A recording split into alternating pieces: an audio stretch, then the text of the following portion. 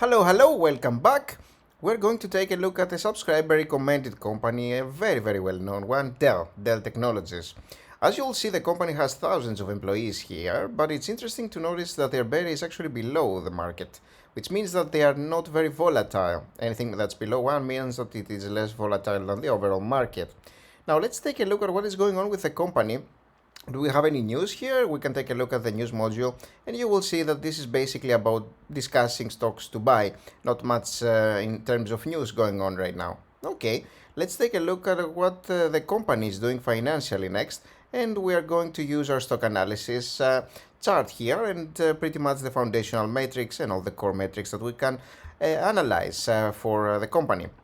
You will see here, if you take a look at the 1 year chart, that the company has been going down just lately and it's down 27%. Again, remember that this moves not so much when you compare to the other companies, the rest of the companies like the tech companies, and so you tend to witness like less of a decline and potentially less of a gain as well during the years.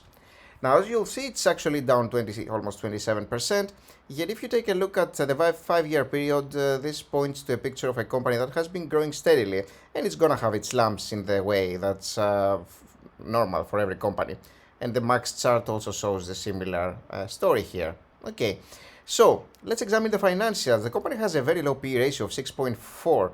A thing that you like to see, of course, especially for big tech companies here, as Dell is. You love to see these low P/E ratios, and price to free cash flow is actually even lower than this one. A little bit of extra shares, but not much really. It's about the same, and so I'm totally fine with that. It's like almost 6% extra, not an insane increase. And the free cash flow to total liabilities here points to a company that potentially has quite a few total liabilities. Now that's interesting because there is a reason for this, and this is probably going to be leveraged, as you will soon see. And these metrics here already tell us a story, even if we don't go deeper in analyzing. And I'll tell you why. Now, first things first, the revenue growth has been increasing here from 80 billion, as you'll see, 79 to 801 over here. So very healthy increase. Again, remember, this is a very high absolute number. And so you cannot expect a company to increase the revenues at 100% in the last 5 years if they're already that high. So 28% I'm totally fine with. Now, the 5-year net income growth is much better, and I love to see that the company is going more and more profitable here. Remember, it used to be unprofitable actually. So the 5-year free cash flow growth is also increasing, although a slight decline lately, still pretty healthy increase. Now take a look at this one. 5-year total equity growth is actually down, and you will notice that the company at some point had a lot of equity and then it went down. So what happened here? We will examine the financial statements and see what is going on with the company's balance sheet and why their total equity growth is down. But this kind of very handy metric here tells us a story already, and we get a sense of what could potentially be going on. And we can keep analyzing this by taking a look at the debt to equity ratio here. Remember, equity is negative, but debt seems to be pretty high as well. So we will examine this one too. Current ratio is also a little bit less than what we would like it to be, 1.2 plus. Even 1 is considered, generally speaking, good. But you will see here that the return on equity of the company, 138%. And this already tells us a story. It's the story that happens with Apple as well. They are using debt as leverage. They are using debt in order to increase their return on equity, I'm pretty sure. And again, we're going to examine that in the financial statements in detail. But first, let's take a look at the dividend yield here, 0.7%, which is a very low amount of their pretty much net income over here, or their free cash flow. Very easy for them to pay that back to shareholders. You can take a look at the dividends module here as well and see that this is a very new introduced dividend here. It just got introduced and it's going to be paying 0.33. Okay, let's go back and take a look at the actual financial statements here, which are interesting because you will see that what we talked about, the revenue has been increasing, yet there is a little bit of a decline in terms of the increase, in terms of growth, which makes a ton of sense because as the company grows bigger, they won't be growing at the same rate. That's very normal, as you can understand. And what is interesting here, you will notice that the company had negative net income and then it went to positive territory, which is great to see for a company. So they have moved towards profitability, and now they present ourselves with an interesting opportunity here. So let's take a look at the balance sheet next. What's going on here? This is a very, very interesting one. You will see here that the total assets of the company used to be more than the total liabilities, and then at some point right now, total assets are actually less than total liabilities. So what is going on here? All right, so let's go up here and examine what happened and why the actual total equity of the company is actually going down instead of going up here. Let's start off with taking a look at the current assets of the company. You will see here that there is a little bit of a decline in terms of the current and cash equivalents, and so this definitely affects the total current assets. These assets are the ones that can be liquidated in the next 12 months or so. So they are short-term assets and cash equivalents, for example. Now you will notice that from 2021 this has increased actually, so this is not the main reason why our assets, our total equity has been affected that much. But if we go here to the total non-current assets, you'll see that 2021 was actually a year that had about 80 billion, and next is 47.7. So what happened here? You will see that the biggest expense, the biggest difference really, is the goodwill and intangible assets that have gone down tremendously. So it looks like there was some impairment of goodwill and intangible assets here. But what is goodwill and what are intangible assets? Now, when you are buying a company, picture a company that you want to be buying. The company has some assets, right? And so these assets have a fair value. You can actually discover this value. It's like the total assets that the company has, for example. The total equity is like the total assets minus the total liabilities. This gives you the total equity, and so you have a number that is practical. It's a tangible number. However, if you are buying a company, let's just say that you want to buy Coca-Cola, you are also buying its brand. You are buying the brand recognition. And so this has a very, very important value because through years of marketing the company, and through years of selling and customer awareness and customer relations and all that, the company gains value that is not really tangible, and this is considered a goodwill value. So basically, when a company is buying and paying some extra, let's just say that some company buys another company and they're paying 10 billion extra of what the company actually has in terms of assets, in terms of actual assets, they are paying goodwill for this, and they are paying extra for intangible assets and goodwill. And that's because they need to pay a premium for what the company has already achieved, is the thing. Because it's not the same as buying a car, which has like a very tangible value. You are also buying a brand here. And also, intangible assets are actually the first that are calculated in these kinds of buyouts. Have to do with things that are intangible but still the company uses to make money.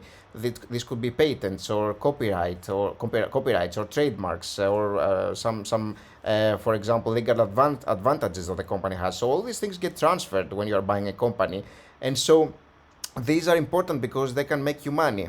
Now, intangible assets can and will get amortized over the years because they lose value. Like a trademark or a copyright tends to lose value over years, and sometimes they become completely void, and so these are becoming amortization targets for the balance sheet, really.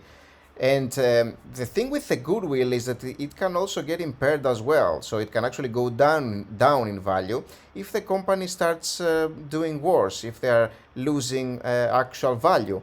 And so if the company actually does worse, then they're having some goodwill impairment, for example. So their perceived assets are not the same as they used to be before. And so the same goes with intangible assets. They can also lose value. And so this is what happened with Dell, it looks like here, and this is why their total non-current assets value has gone down, and that thus tremendously affected their total assets here. And you will see also that the company has quite some debt as well. This is interesting to see, although it looks like they are paying back some of it lately.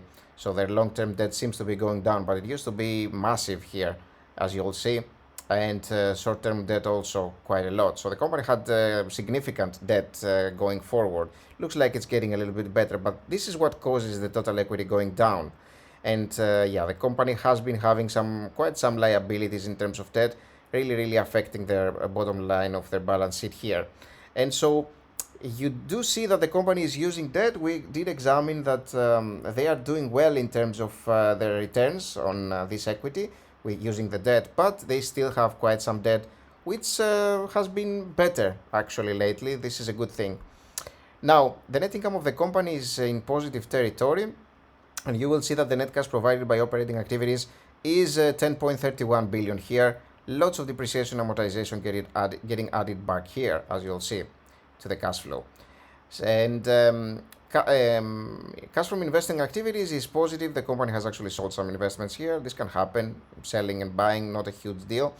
But financing activities is negative, and I like to see that because it means that the company is paying back debt and paying back debt like crazy, which is a very, very good sign. I want them to get rid of a lot of debt that they have been having. And their cash is also pretty fair. It's worse than it used to be in a few years back, but remember that they have paid back a lot of debt, so that's nice to see. And the free cash flow increasing from 5.2 billion to 7.5 billion over here. So the fact that they are alleviating their debt and they are increasing their cash flow is very interesting. And remember that if we take a look at their balance sheet here, the total liabilities were sitting at 94.3 billion. That's very significant. That's a lot of money for liabilities. Almost 100 billion liabilities here in terms of liabilities. And take a look at the cash flow that the company generates, 7.5. And again, if we take a look at our stock analysis chart here, you will see that the company over here requires about 12.6 years of this free cash flow, the 7 billion, in order to pay back all the total liabilities that it has. So that's still significant debt, very significant debt. And remember, the company also doesn't have equity because it's using leverage in order to increase the return on equity. So there are some hidden dangers here in terms of debt that you need to be very, very careful about. And the good thing is, I'm pretty sure you will see, again, we can take a look at the stock analysis chart. And remember, this company is a $34 billion market cap company, making almost 7.5 billion free cash flow a year. So that's very significant. Again, remember, the price of free cash flow is very low. And that really, really matters because we're looking at a company that's making tons of money compared to what it's worth, yet it's very, very debt leveraged. So there are two sides of the same coin, really. But if we take a look at the revenue growth of the company, it has been slowing down a little bit. So I can use, let's just say 1, 3, and 5 here for my projections. Net income margins, they have been doing better lately, but it's still rather low. So 3, 4, and 5 probably makes sense. And free cash flow margins, we will use something that's rather typical because the company is still kind of in its infancy profitability levels. So we don't have a lot of historical data to play with. And so 80, 90, and 100 is very typical. An annual return of 13% is what I typically like to make, and if I hit calculate, I'm getting a low price that is basically similar to our current price, so this is practically a green, and marginally green, and then medium is much better, high even better. And so you need to calculate the fact that you have extra risks from this company because of the extra debt, and so typically you'd like to get this at a better value because of this extra risk. So what I would do here is I would probably use a return of 15% because I'm having more risk. And so if I have more risk, I need a better return, obviously. And I hit calculate, and this is what I would use. I would use the 15%. And then I'm saying that for our low estimates, we're actually off. And for our medium ones, we are within our limits. Yet because I have this debt over here, this debt of this company, I still want to honor this kind of return.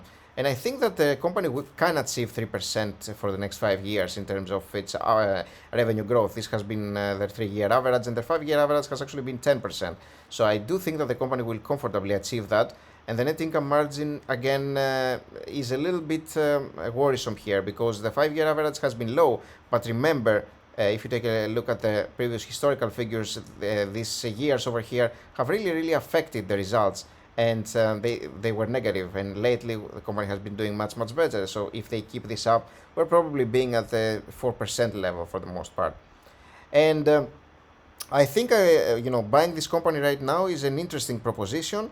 And any lower levels, maybe even 40, gives you a little bit of a margin of safety. So if you could get this one at 40, I would be much more interested in doing so. But even at 45, it's an interesting proposition. It is a relatively cheap company, yet it's very debt leveraged. So there is a risk for this one, and I'm not a huge fan of too much debt, to tell you the truth. I do like the fact that they are making good free cash flow, though. That's very significant, and the fact that they are paying back debt as well. So I do want them to keep on paying back debt and eventually use their free cash flow to build up their balance sheet. They can still utilize some debt, of course, to increase their return on equity, and this can look very, very fancy for investors. But if you go deeper, you will see exactly what is going on. You have to be careful about all this extra debt over here. So yeah, this was a little bit of a lengthy video, but I really had to go deep in this one and show you all the different aspects of the business so that you don't miss anything. And hopefully you found some value in this video. Please leave a like if you did, and remember to subscribe. I'm making tons of videos, of course. And you can always become a Patreon and gain access, unlimited access to this tool here, for which I'm working on every day, adding new stuff. And yeah, you can support the channel and also get unlimited access. You can find links in the description box below if you are interested in doing so. And thank you for watching the video. Take a look at this other video that I made, and in this one I'm discussing exactly how to read an income statement. I think it's very, very interesting to read, to watch. And you can also get the PowerPoint of that presentation if you're a Patreon from our Patreon page. And thanks for watching this one again. I'll see you soon. Bye bye.